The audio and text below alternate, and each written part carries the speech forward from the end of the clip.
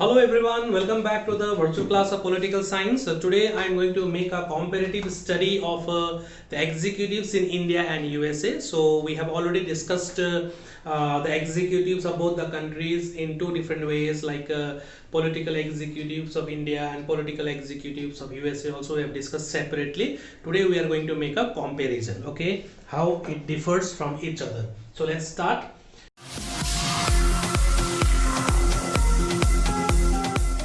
So you can see here I've already mentioned over here a few points over here. On the basis of this I'm going to make a comparative study of the political executives of India and USA. Okay, India and USA. So India is a parliamentary system and USA is a presidential system. Okay, so how can we make a comparison between these two political executives? So I'll try to make it in a very simple way. Okay, and if you wish to watch the previous videos, please go to the playlist and you'll get a ISC class 12 political science, and all the chapters are discussed there in detail. Okay, so you can see here the first one I have mentioned over here is single executives. So you know that executive is a body which executes the law which are passed by the legislature. So executive in USA and in India. So in India there is a single executive. How it is so? In both the countries single executives are there. So I'm going to make it more clear. In India the president has all the executive powers. In India, the president has all the executive powers, which are, however, really exercised by the Prime Minister and the Council of Ministers. Okay, so the country, all the executive orders are issued in the name of the president, but in real sense, all the executive powers really are exercised by the Prime Minister and the Council of Ministers. Okay, but in USA the president has all the executive powers which are really in real sense exercised by him only. In India, executive powers are there with the president, but in real sense it is exercised by the Prime Minister and the Council of Ministers in the name of the president. But in USA, president has all the executive powers which are really exercised by him. So single executive, you cannot say that in India dual executives are there. No, in India also single executive is there. Powers are there with the president, but are exercised by the Prime Minister and the Council of Ministers. Okay.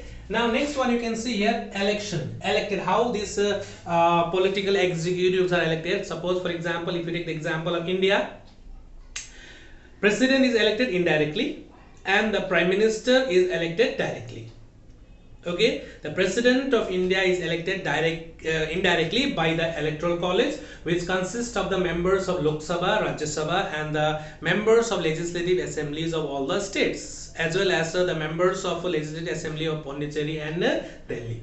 Okay, and India, that means the Indian Prime Minister is elected directly by the people of India. How? That is the Lok Sabha election, the majority party which comes in power, they form the government and they choose the person as the Prime Minister from among the members of the elected member of parliament.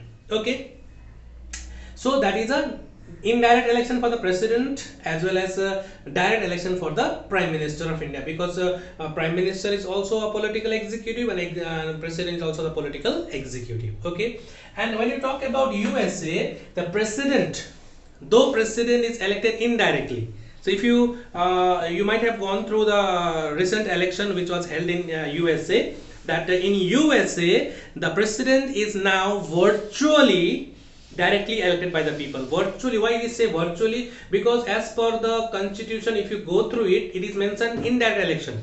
The president of America is elected indirectly by the electoral college, by the PEC members, presidential electoral college. They are the one who are elected by the people, and they, on behalf of the people of America, they elect the president. So when these elected PEC members are elected, that time itself it is clear that who is going to be the president of America. Though it is indirect, but virtually it has become a direct elected body. Okay, the president of America is elected indirectly as per the constitution, but virtually they are elected directly by the people of India. So directly elected by the people of USA.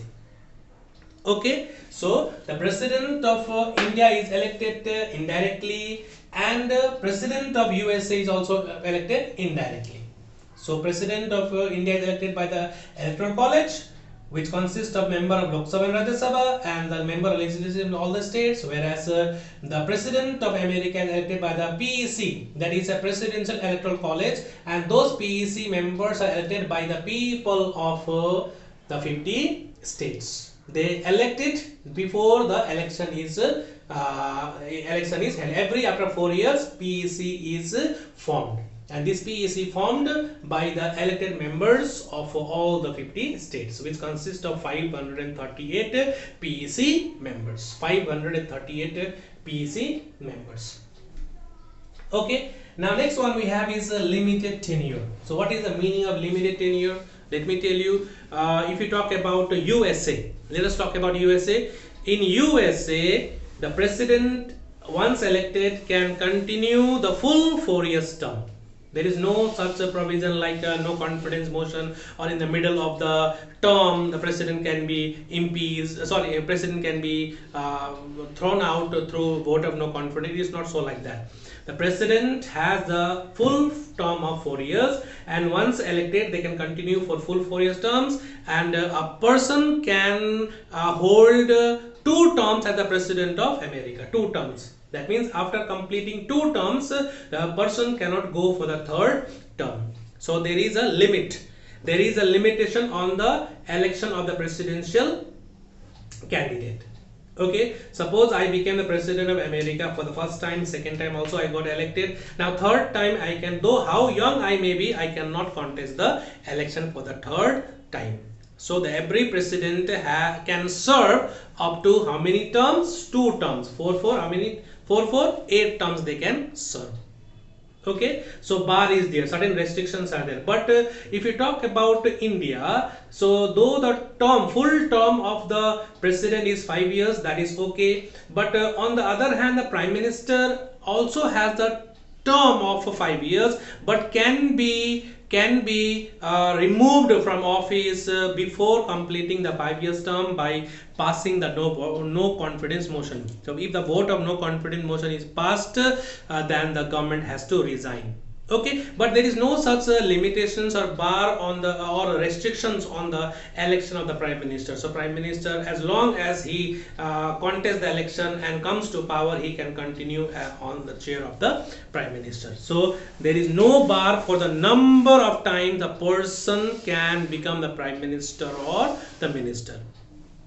Okay, so you might have seen people from 15 years, 16 years, 20 years, they are serving as the minister, okay, serving as the prime minister, so they can go through it. So there is no such restriction. But in America, a person can serve how many terms? 2 terms. Only 2 terms, 4 8 years. After that, he cannot contest the election for the 3rd time.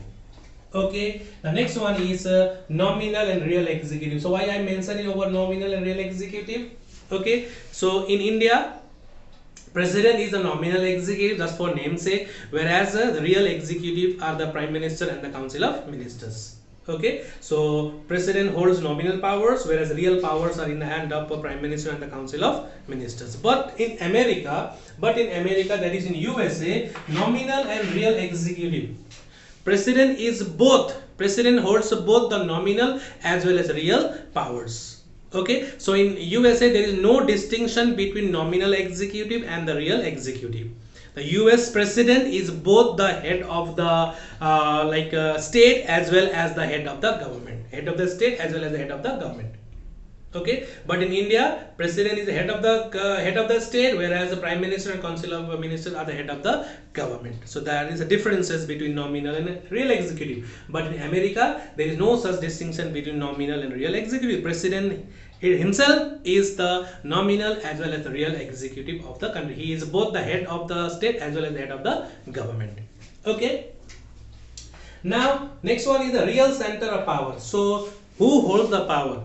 So you can see here that if you talk about India, the real center of power revolves around the prime minister and the council of ministers, because they hold real executive powers.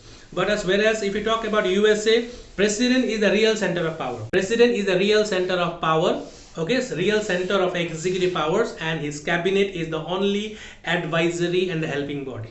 His cabinet is only the advisory and the helping body. Okay, whereas if you talk about India, Prime Minister is the real center of power. All the important decision policies are finally decided by the Prime Minister as well as the cabinet. So decision can be taken by all the cabinet ministers, but the final decision will be in the hands of the Prime Minister. So the real center of power revolve around the Prime Minister as a whole. Okay, and in USA, President is the real center of power. The cabinet, whoever are the members of the cabinet, they only play the role of an advisory and the helping body. Okay, so in parliamentary system, Prime Minister and Council of Ministers are responsible to the legislature, that is the parliament, whereas in America, that is in USA, President has nothing to do with there is no connection with the both houses of the US Congress. In India, Prime Minister is born out of legislature, whereas in USA, President is elected by a separate body known as PEC. So he has nothing, he is not accountable. The President of USA is not accountable to the House of the Congress, whereas the Prime Minister is accountable to the Parliament. That is why he has to answer the questions of the oppositions in the Parliament, that is in Lok Sabha.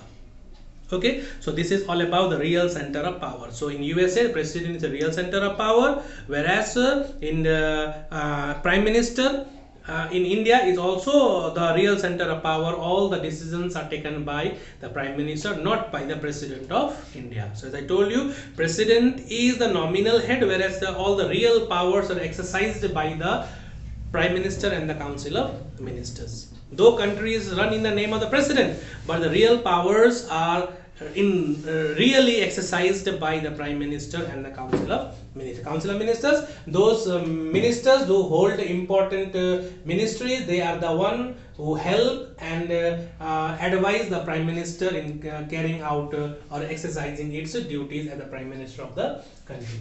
So these are some of the points which makes a clear differences on, or we can say that we can make a comparison on the basis of these following points. So nothing much, that is not a big deal. So in USA, India is a parliamentary system, whereas USA is a presidential system. So hope you all have understood this part. So this much for today, and if you still have any doubts, you can drop your queries in the comment box. Till then, take care, stay safe, bye bye.